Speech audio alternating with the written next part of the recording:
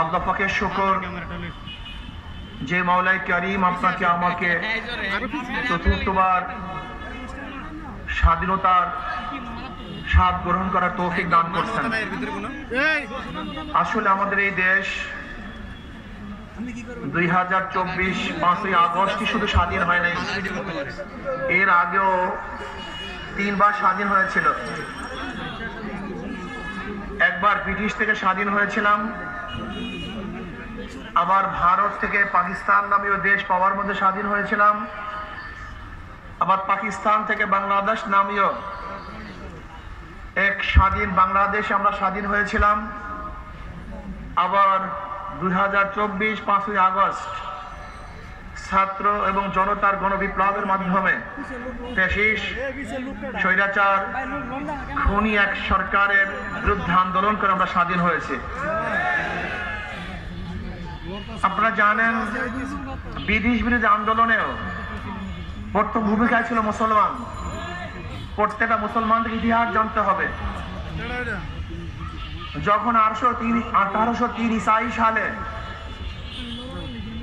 দিল্লি শাসক জাফরের থেকে পৃথিবীর দ্বিতীয় মুসলিম দেশ দিল্লি দখল করেছিল, বাংলার ইতিহাস বড় সাহেবজাদা ঘোষণা দিয়েছিলেন আজকের থেকে পাক ভারত উপমহাদেশ দারুল হরব, এদের বিরুদ্ধে আন্দোলন করা প্রত্যেকটা মুসলমানদের জন্য ফরজ আইন। সেই 1803 ঈসাই সালে ব্রিটিশদের বিরুদ্ধে আন্দোলনের সূচনা হয়েছিল। আমরা স্বাধীন হয়েছিলাম ব্রিটিশ থেকে। এরপর পাকিস্তান নামীয় এক দেশের জন্য মুসলমান আন্দোলন করেছিল। মুসলমানদের ভূমিকা ছিল, মুসলমানদের আন্দোলনের কারণে ভারত থেকে ভাগ হয়ে পাকিস্তান নামী একটা দেশ আমরা পেয়েছিলাম। এরপরে আসুন, ভেবেছিলাম পাকিস্তানে শান্তি পাবো, বৈষম্য থাকবে না। পশ্চিমারা যখন পূর্ব পাকিস্তানের বিরুদ্ধে বৈষম্য শুরু করেছে, আমরা আবার আন্দোলন করেছিলাম, সংগ্রাম করেছিলাম। এরপর আমরা স্বাধীন হয়েছিলাম। আবারও শেখ হাসিনা সরকার যখন জুলুম, অত্যাচার, অবিচার, খুন, গুম, দুর্নীতি, অপহরণ, বিভিন্ন ধরনের জুলুম, অত্যাচার জাতির উপরে চাপিয়ে দেওয়া শুরু করেছে, এদেশে মানুষ আবার আন্দোলন করেছে, সংগ্রাম করেছে। সেই 5ই আগস্ট আমরা আবারও স্বাধীন হলাম। কিসের জন্য, কি কারণে মানুষ রক্ত দিয়েছে? 71-এ কেন আন্দোলন করেছে?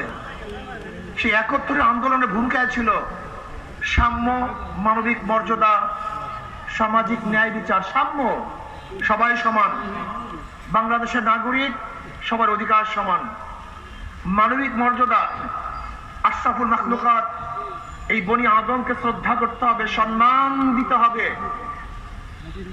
তাদেরকে আদর স্নেহ করতে হবে,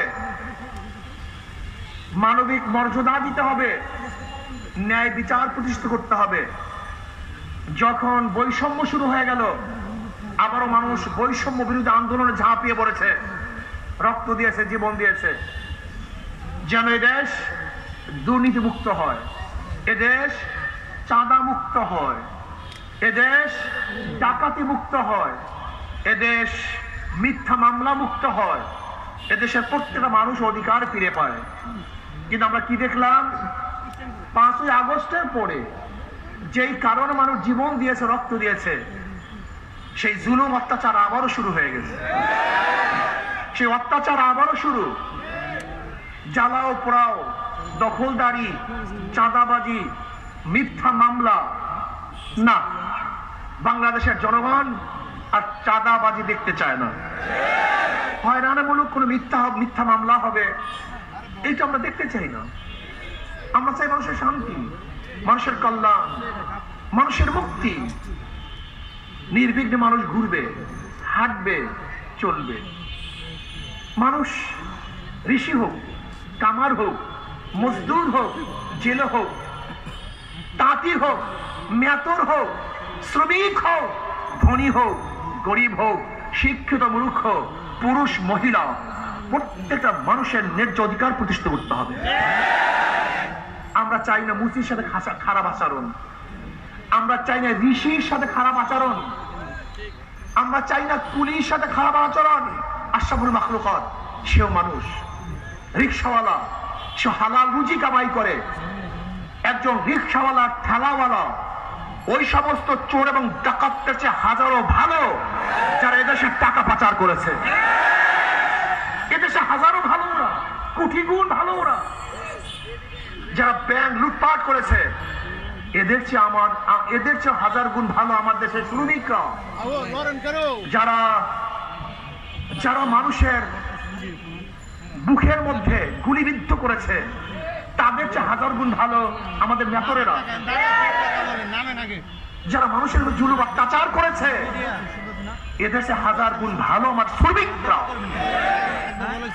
আমরা চাই আশরাফুল মাখলুকাত প্রত্যেকটা মানুষকে শ্রদ্ধা করতে হবে, সম্মান দেখাতে হবে, তাদের অধিকারকে ফিরিয়ে দিতে হবে।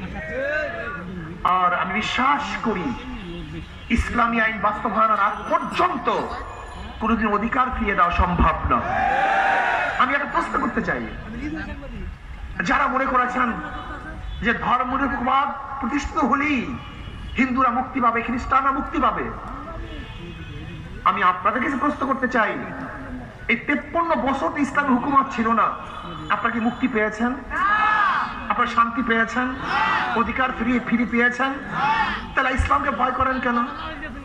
আপনি কি দেখেছেন 5ই আগস্টের পরে সর্বপ্রথম ধর্মীয় প্রতিষ্ঠানগুলিকে হেফাজত করার জন্য ইসলামী আন্দোলনের লোকজন ঝাঁপিয়ে পড়েছিল।